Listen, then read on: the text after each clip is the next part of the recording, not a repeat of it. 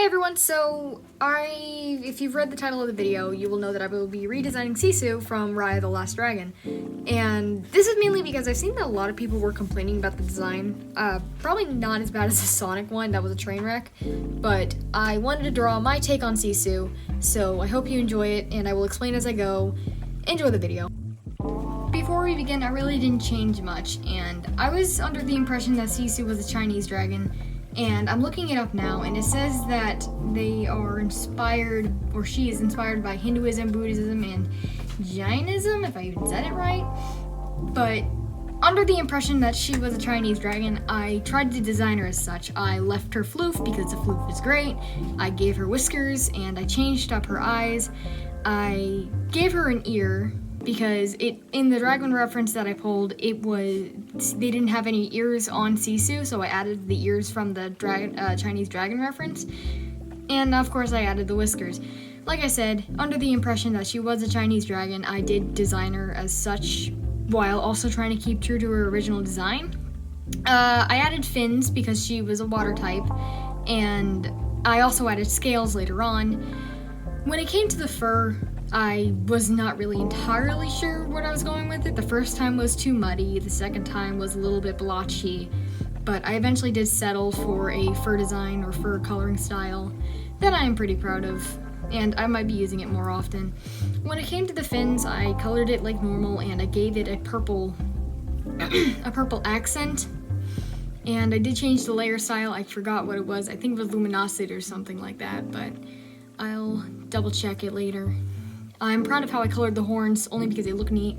I added her markings and then changed the coloring style so it looks nice. And here was just basic shading, and this is when I added markings to her face based off the references I grabbed.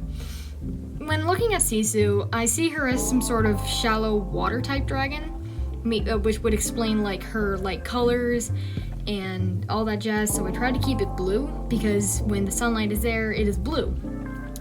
If she was in deeper waters, I probably would have colored it to where it was, like, I don't know, something deeper. Probably would have given her a few lights. I don't know. This is all just stylistic choices and stuff like that. But before I do continue, oh yeah, actually, I did change up her eyebrows because in the water dragon reference that I grabbed, it had finny eyebrows, and I thought that looked neat, so I just added that instead of her penciled-in eyebrows. But before I do continue, I actually don't have a problem with the original design. My thing was just she was a little too furry on the body.